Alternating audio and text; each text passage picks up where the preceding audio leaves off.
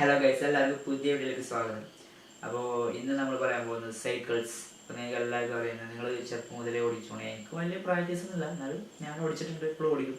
അപ്പോൾ എനിക്ക് ഏറ്റവും ആഗ്രഹമുള്ള ഒരു കാര്യമാണ് സൈക്ലിംഗ്. അപ്പോൾ നമ്മളിന്ന് സൈക്കിളിനെ പറ്റിയിട്ടാണ് പറയുന്നത്. അപ്പോൾ നിങ്ങൾ ചാനൽ ആദ്യമായി കാണുവാൻ സബ്സ്ക്രൈബ് ചെയ്യും, തൊട്ടടുത്തുള്ള ബെല്ലേക്കാണ് ഒന്നും ഉണക്കം ചെയ്യാം. അപ്പോൾ നമുക്ക് നേരെ വീട്ടിലോട്ട് പോകാം.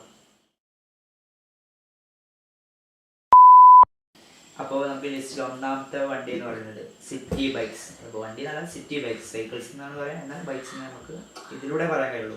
കാരണം സൈക്കിൾസിന് അധികം പേരുണ്ട് ബൈക്സ്. അപ്പോൾ സിറ്റി ബൈക്സ് നിങ്ങൾക്ക് എല്ലാവർക്കും അറിയാവുന്ന തന്നെയാണ്. സിറ്റി ബൈക്സ് വലിയ ബലമൊന്നും ഉണ്ടാവില്ല വണ്ടിക്ക്.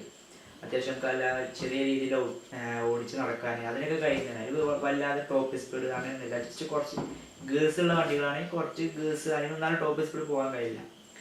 ബോഡി വളരെ വീക്കായിരിക്കും. അതുപോലെ തന്നെ നമ്മൾ ഈ സ്കൂളിൽ നിന്ന് അതുപോലെ തന്നെ പലയിടത്തു നിന്ന് മേടിക്കുന്നുണ്ടല്ലോ കൊട്ട, പെൺകുട്ടികൾക്കുള്ള കൊട്ട ഉള്ള സൈക്കിൾസ്, അതൊക്കെയാണ് സിറ്റി ബൈക്സിൽ പെടുന്നത്. അതുപോലെ തന്നെ കുട്ടികൾക്കുള്ള സൈക്കിൾസ്, ഇതെല്ലാം സിറ്റി ബൈക്സിലാണ് ഉൾപ്പെടുന്നത്. ഇത് നമ്പർ 1 ആയി വരുന്നത് തന്നെ സിറ്റി ബൈക്സ് ആണ്. എല്ലാ ചെറിയ തരത്തിലുള്ള ബൈക്സാണ് ഇതിൽ വരുന്നത്. അപ്പോൾ നമ്മൾ രണ്ടാമത് വരുന്നത് ഹൈബ്രിഡ് ബൈക്സ്. അപ്പോൾ ഇത് ഓൺ റോഡും ഓഫ് റോഡും കംഫർട്ടബിൾ ആണ്. അപ്പോൾ ഓൺ റോഡും ഓഫ് റോഡും ജസ്റ്റ് അല്ലാതെ ടോപ്പ് സ്പീഡ് അങ്ങനെയൊന്നുമില്ല. അതിൽ ഗിയറ് അതിൻ്റെ ബോഡി അത്യാവശ്യം മെച്ചമുണ്ട്. എന്നാലും വല്ലാതെ ഇപ്പോൾ ഓഫ് റോഡിങ് ചെയ്താൽ അതിന് ഓരോ കേടുകളില്ല. അതേപോലെ വല്ലാതെ ഓൺ റോഡിങ്ങിൽ ടോപ്പ് സ്പീഡ് പോകാൻ കഴിയില്ല. അങ്ങനത്തെ പ്രശ്നങ്ങളുണ്ട് അതിന്.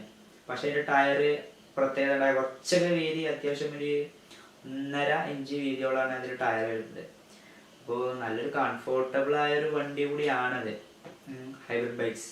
അത്യാവശ്യം ബൈക്സ് ഒക്കെ ഇഷ്ടപ്പെടുന്നവർക്ക് നല്ലൊരു ഓപ്പർച്യൂണിറ്റി എന്ന് പറയാം ഈ ബൈക്സിൽ. They ask you how you are, you just have to say that you're fine when you're not really fine, but you just can't get into it because they would never understand. അപ്പോൾ നമ്മുടെ കാറ്റഗറിയിലെ മൂന്നാമത്തെ bikes ആണ് road bikes. Road bikes എന്ന് പറഞ്ഞാൽ നമ്മൾ റേസിങ്ങിലൊക്കെ use ചെയ്യുന്നത് തന്നെയാണ്. Handle വളഞ്ഞുകൊണ്ട് അതുപോലെ തന്നെ അങ്ങനെ ഒരു ചെയ്ത് വ്യത്യാസം ഉണ്ടാവും. അപ്പോൾ നമുക്ക് എല്ലാവർക്കും കണ്ടാൽ മനസ്സിലാവുന്നതാണ് ഈ റോഡ് ബൈക്സ് ഒക്കെ. റോഡ് ബൈക്സിൽ ഏകദേശം 20 to 25 mm വരെയാണ് അതിൻ്റെ ടയറിൻ്റെ വീതി വരുന്നത്. അതുപോലെ തന്നെ അത് 700cc ആണ് അതിൻ്റെ വീൽ ബേസും, പിന്നെ അങ്ങനെ ഓരോ കണക്കുണ്ട്. അപ്പോൾ ഇതിപ്പോൾ നമുക്ക് ഏകദേശം ജസ്റ്റ് എക്സസൈസിന് വേണ്ടിയിട്ട് മേടിക്കുകയാണെങ്കിലും ഏകദേശം അതിനൊരു കുറഞ്ഞ റേറ്റ് അത്യാവശ്യം മെച്ചമുള്ളൊരു റോഡ് ബൈക്ക് മേടിക്കുകയാണെങ്കിൽ ഏകദേശം 31,000 രൂപയിൽ ഇന്ത്യൻ പ്രൈസിൽ വരും. അപ്പോൾ അത് ഓടിക്കുന്നത് വല്ലാതെ ഓടിക്കാൻ കഴിയില്ല. കാരണം കുറച്ച് പ്രായമായ കഴിഞ്ഞിട്ട് നട്ടിൽ നല്ല കിടണം. കാരണം ഇത് വളഞ്ഞു കുത്തിയും കൊണ്ടാണ് ഓടിക്കുന്ന പരിപാടി. അപ്പം അതിൻ്റെ കുറച്ച് റിസ്ക് ഒക്കെ വരുന്നുണ്ട്. അപ്പോൾ നമ്മൾ ലിസ്റ്റിൽ നാലാമത് വരുന്നത് MTB മൗണ്ടൻ ബൈക്ക്. LT എന്താണെന്ന് എനിക്ക് മൗണ്ടൻ 30. ഓക്കെ, അപ്പോൾ ഇതിനും ഏകദേശം അത്യാവശ്യം പ്രൈസ് വരുന്നുണ്ട്. അതുപോലെ തന്നെ ഇത് ഓഫ് റോഡിങ് ആണ് കംഫർട്ടബിൾ. അതായത് മൗണ്ടൻ ആ പേരിട്ട് തന്നെ അല്ലേ MTB മൗണ്ടൻ ബൈക്ക്. അത്യാവശ്യം മൗണ്ടൻ റേസിങ് തന്നെ ഇതിന് ഉണ്ട്, ഇഷ്ടംപോലെ റേസിംഗ് ഉണ്ട്. മൗണ്ടൻ റേസിംഗ് ഉണ്ട്, അതുപോലെ തന്നെ ഓഫ് റോഡ് റേസിംഗ് ഉണ്ട്, അതുപോലെ തന്നെ പിന്നെ ചളി എന്ന് പറയും മഡ് റേസിങ് അതും ഉണ്ട് അതിൽ.